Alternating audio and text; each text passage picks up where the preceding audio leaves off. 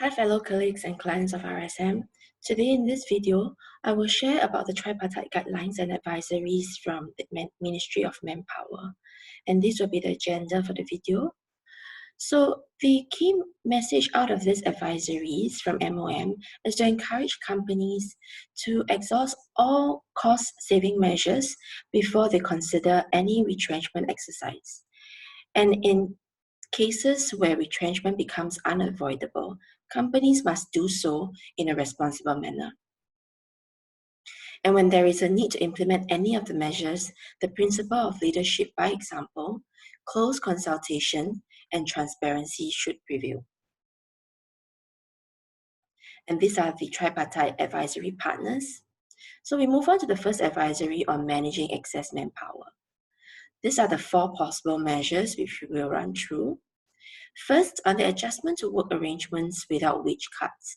This refers to the training and upgrading skills for employees, as well as the redeployment of employees to alternate areas of work.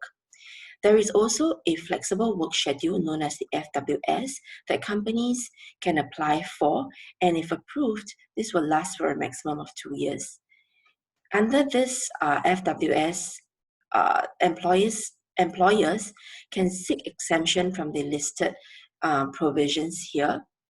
So what FWS does is allow employees to have a stable monthly income as well as job security. Of course, then the downside is that they might have lesser overtime paid because of the work schedule. Second is the flexible work arrangement. These are arrangements with wage cuts.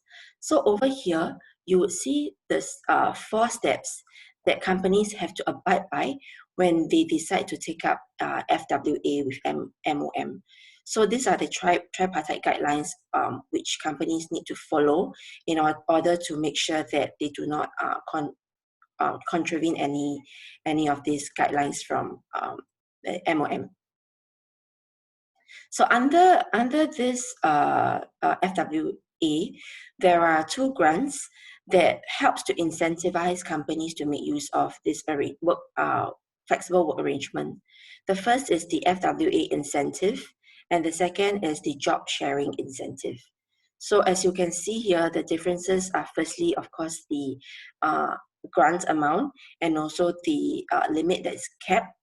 And the next difference you will see is for the FWA incentive is for a local employee, and for the job sharing is specifically for the PMET employees. And the last difference you see is that under the job sharing incentive, companies must place a formal arrangement in place to redistribute the workload so that within the employees there is no disagreement on how work should be done. Okay, and companies can apply directly to these associations for FWA. The next one is on shorter work week and also on temporary layoff. So one of the key things to note for this too is the period. So for a short-term work week, the reduction should not exceed 3 days in a week, and it should not last for more than 3 months in any one instance. As for temporary layoff, the period should not exceed 1 month at any one instance.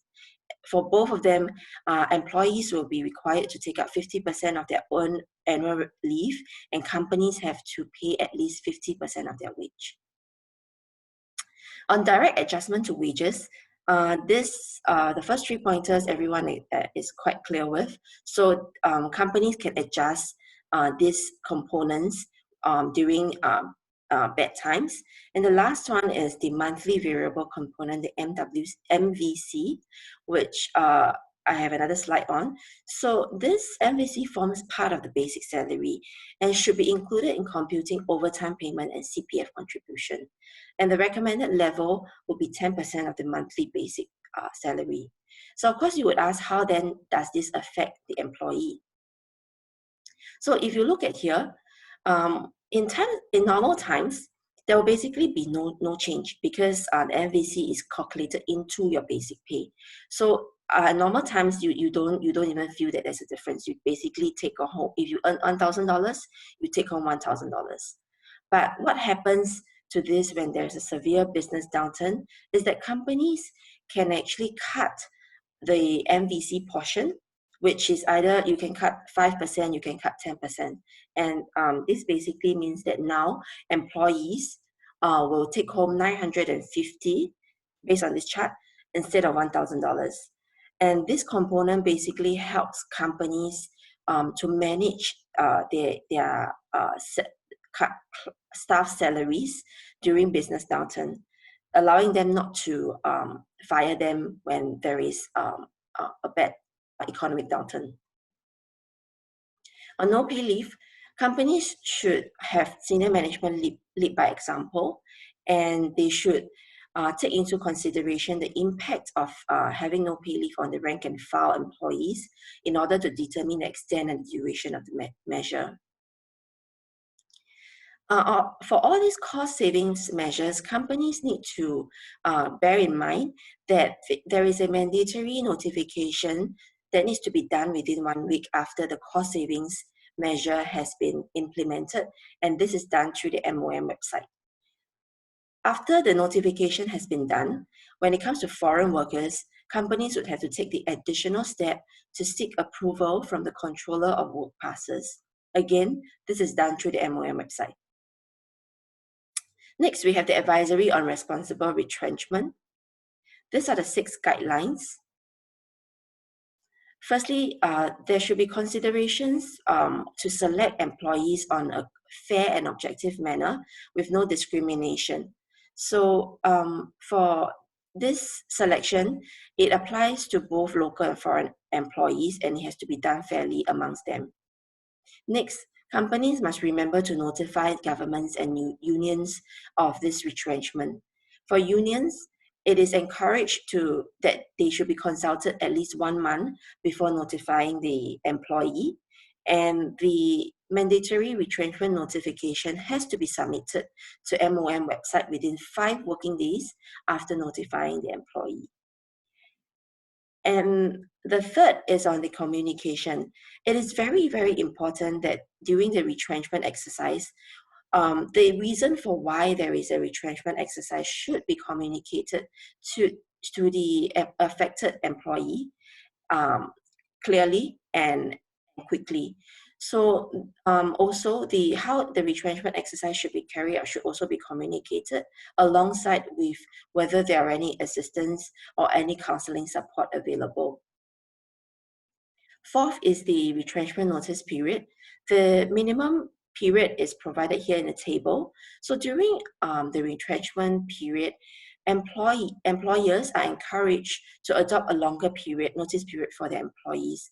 So for example, if the current minimum notice period is 1 day, employers can consider extending it to a week or 2 weeks so that employees can have sufficient time to look for an alternative job. And employers should endeavor to pay all wages due and retrenchment benefit by the employee's last day of work.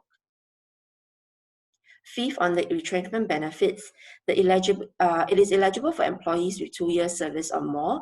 However, for employees less than 2 years service, can be granted the ex gratia payment. And how the quantum is decided is usually based on the employment contract. And if there is no provision provided in the employment contract, then the quantum would then have to be agreed between the employer and employee. The prevailing norm is between 2 weeks to 1 month salary per year of service. And for unionized companies, the norm is 1 month's salary per year of service. And if retrenchment comes after a pay cut, the salary before pay cut will be used to compute the retrenchment benefit. Lastly, on employment facilitation, employers are encouraged to go beyond the advisory assistance and make practical efforts to place affected employees in their next job. So employers can work with the few associations here to provide employment facilitation service. So this is all I have on the guidelines and advisories. Thank you everyone for your time.